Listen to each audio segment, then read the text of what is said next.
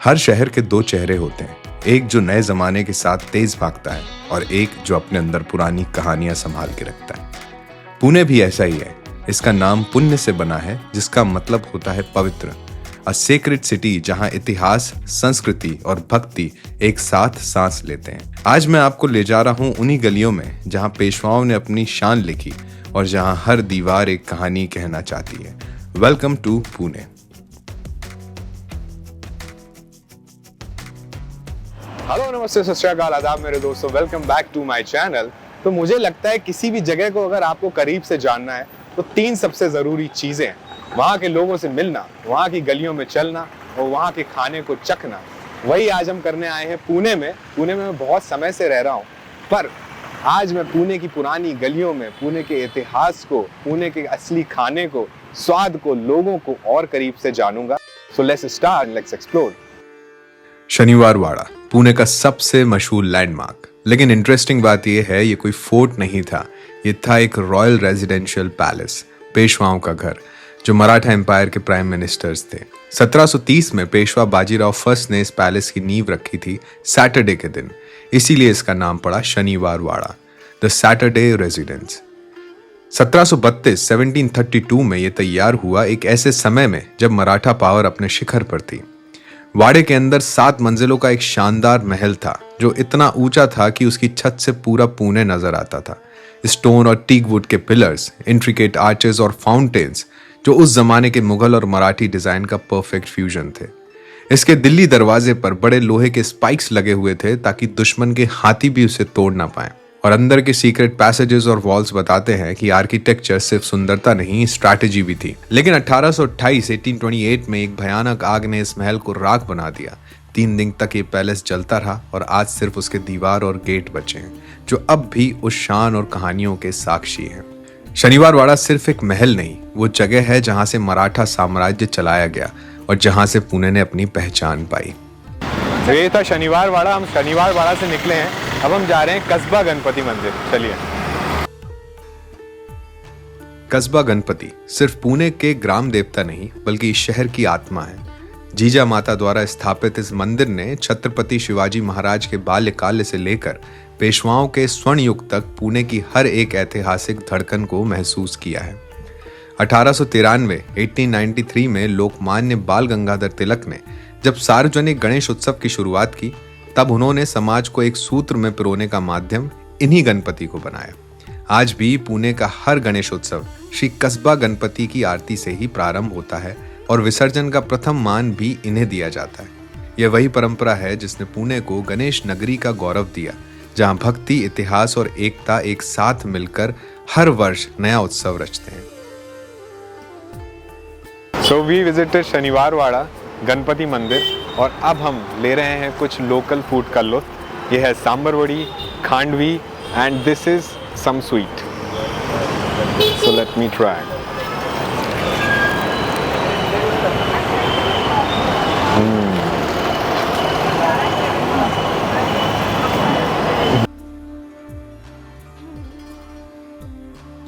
तो हमने शनिवार वाड़ा देखा, गणपति मंदिर देखा, नाश्ता किया, वॉक हम कर रहे हैं गलियों में और अब हम आ गए हैं लाल महल पर।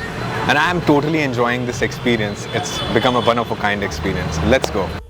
चलते चलते इतिहास की कुछ और खास जगहों को जानने का मौका मिला। लाल महल, जहां छत्रपति शिवाजी महाराज ने अपना बचपन बिताया, यही जगह थी जहां उन्होंने अफजल खान के खिलाफ योजना बनाई थी। आज भी यह जगह उनके बल और बुद्धि का प्रतीक है। नानावाड़ा 18वीं सेंचुरी का आर्किटेक्चरल जेम।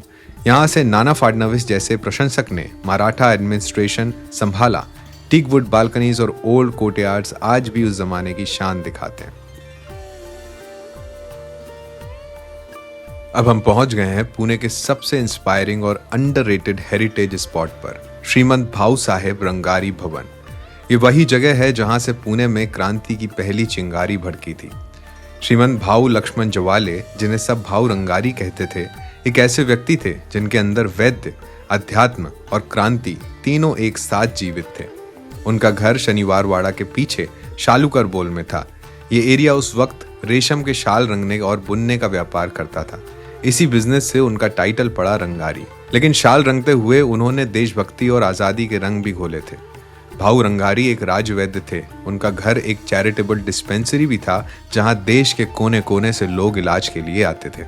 लेकिन इस वाड़े के अंदर एक और दुनिया चलती थी, एक गुप्त क्रांति केंद्र। इस घर में सीक्रेट डोर्स, हिडन कैबिनेट्स और छुपी हुई पैसेजेस थीं जहां ब्रिटिश के खिलाफ हथियार, पात्र और योजनाएं रखी जाती थी।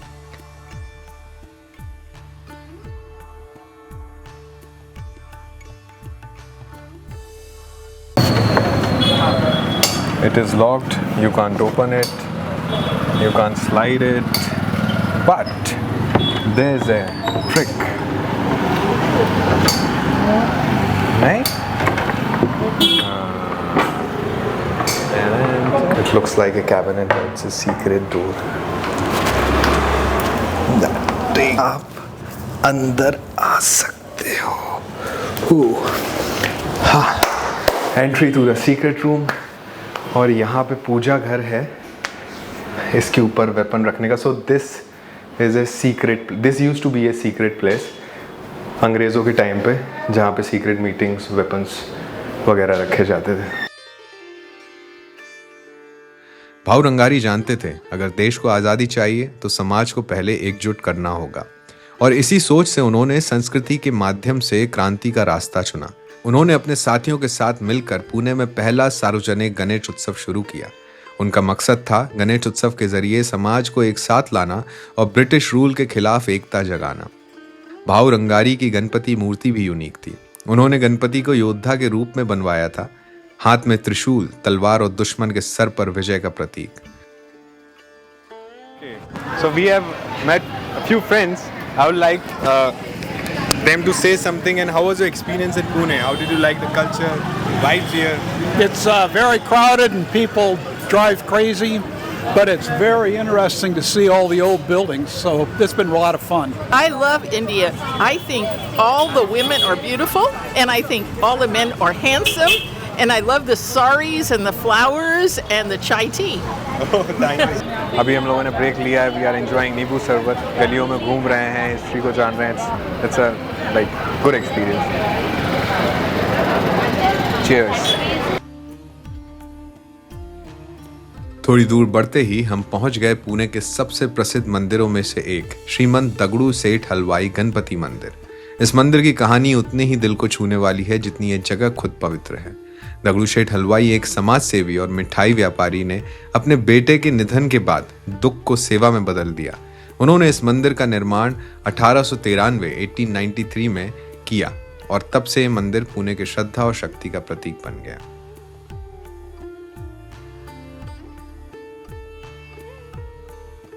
और फाइनली महात्मा फुले मंडाई। 1860 में ब्रिटिश एरा में बनी ये गॉथिक स्टाइल बिल्डिंग पहले रे मार्केट के नाम से जानी जाती थी।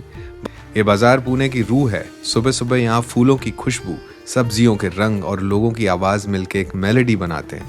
मंडाई सिर्फ एक मार्केट नहीं, एक कल्चरल जंक्शन है जहाँ ट्रेड और ट्रेडिशन दोनों मिलते हैं। This is mango ginger. अंदर मैंगो, कच्चे मैंगो जैसा खुशबू आता है। You wanna try? Old Pune की गलियां आज भी उन कहानियों से जिंदा हैं। शनिवार वाड़ा की शान, भाऊ रंगारी के सपने और मंडाई के रंग सब मिलके पुणे का दिल बनाते हैं। So this is it from this video. I hope आपको ये वीडियो अच्छा लगा हो। अगर अच्छा लगा हो तो you know the drill. Press the subscribe button, press the like button, press the bell icon. And अगर आपको अच्छा लगा हो तो प्लीज़ चैनल पे प्यार बरसाते रहिए। Thank you so much.